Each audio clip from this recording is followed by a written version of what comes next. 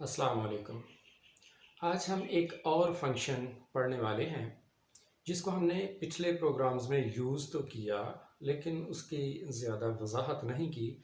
और आज का हमारा टॉपिक वही फंक्शन है, यानी get c h, get character function हम यूज़ करेंगे आज।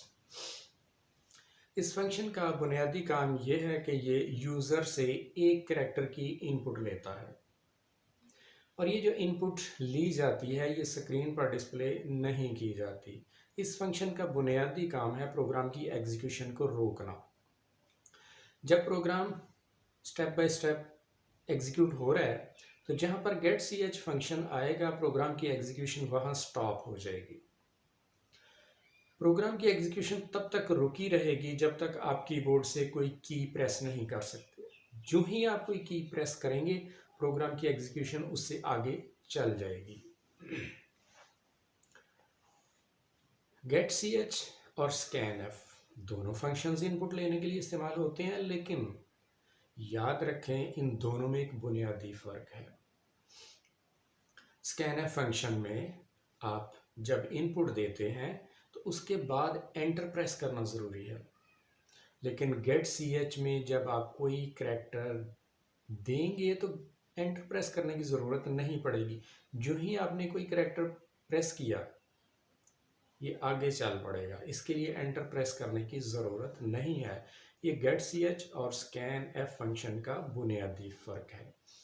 तो आइए एक छोटा सा प्रोग्राम टाइप करते हैं, उसको एग्जीक्यूट करते हैं और गेट सी एच को मज़ीद समझने की कोशिश करते हैं। आइए चलते हैं कंप्यूटर स्क्रीन पर।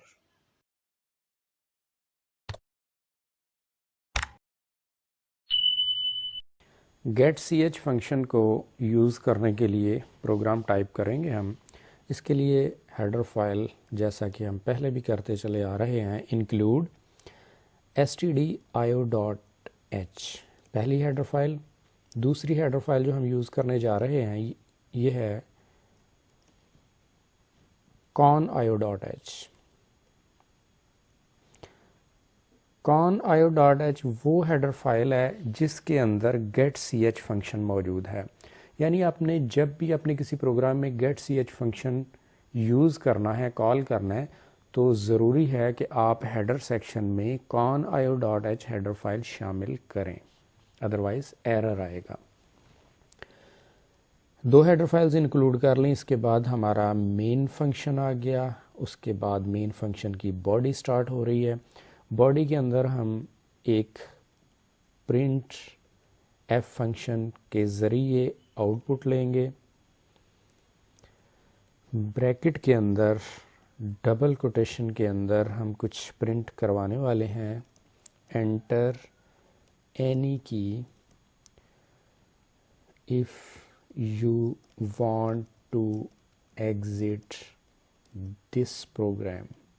अगर आप इस प्रोग्राम से बाहर आना चाहते हैं तो कोई की प्रेस कर दें। अब ये डबल कोटेशन के अंदर जो स्ट्रिंग दी ये एज इट इज़ स्क्रीन पर डिस्प्ले कर दी जाएगी, इसमें कोई चेंज नहीं आएगी।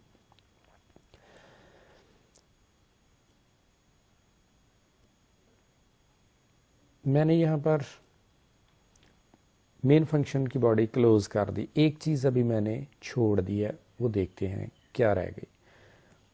सेव किया, प्रोग्राम को सेव करने के बाद कंपाइल किया। एरर आ रहा है, in function int main print F.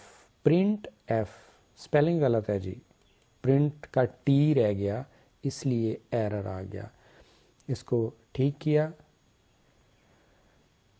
Error तलाश करने और दुरुस्त करने के अमल को कहते हैं डिबगिंग। डिबगिंग करने के बाद हमने प्रोग्राम को दोबारा सेव किया, कंपाइल किया। कंपाइलेशन अब ठीक हो गई, कोई एरर नहीं है। Status done, close. कंपाइलेशन के बाद इसको रन किया जाएगा। रन किया तो आपने देखा एक लम्हे के लिए आउटपुट ब्लिंक की और गायब हो गई। आउटपुट गायब हो गई, रुकी नहीं, हमें देखने का मौका नहीं मिला। आप चाहते हैं कि वो आउटपुट जब डिस्प्ले करे तो प्रोग्राम की एग्जीक्यूशन वहाँ रुक जाए। उसके लिए get c h function use किया जाएगा। तो ये अब मैं शामिल कर रहा हूँ गेट सी एच सेमीकोलन। अब इसको सेव किया कंट्रोल एस के ज़रिए, कंपाइल किया, कंपाइलेशन के बाद प्रोग्राम को रन किया। तो अब देख लें कि हमारी एग्जीक्यूशन यहाँ रुक गई। उसने वो एक लाइन डिस्प्ले की, enter any key if you want to exit this program. इसके बाद एग्जीक्यूशन यहाँ स्टॉप हो गई, रुकी रहेगी जब तक आप कीबोर्ड से कोई की प्रेस नहीं कर देते। यही काम है गेट सी एच फंक्शन का। तो मैं एक की प्रेस करूँगा, की प्रेस करने पर ये एग्जीक्यूशन आगे चलेगी, प्रोग्राम एंड हो गया।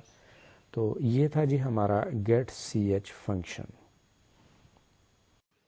गेट सी एच फंक्शन के साथ ही थोड़ी सी और इन्फॉर्मेशन देता चलूँ, वो है स्टेटमेंट टर्मिनेटर के बारे में। हर स्टेटमेंट के एंड पर सेमीकोलन लगाना ज़रूरी है और इस सेमीकोलन को हम सी लैंग्वेज में स्टेटमेंट टर्मिनेटर कहते हैं। ये स्टेटमेंट टर्मिनेटर कंपाइलर को बताता है कि यहाँ पर स्टेटमेंट या लाइन मुकम्मल हो गई, ख़त्म हो गई, इसके बाद अगली स्टेटमेंट आने वाली है। इससे कंपाइलर को पता चल जाता है कि स्टेटमेंट का एंड कहाँ पर हो रहा है। तो ये था हमारा आज का लेक्चर जिसमें हमने गेट सी एच फंक्शन और स्टेटमेंट टर्मिनेटर के बारे में जाना। मिलते हैं अगली वीडियो में। खुश रहें, अपना ख्याल रखें। अल्लाह हाफिज़।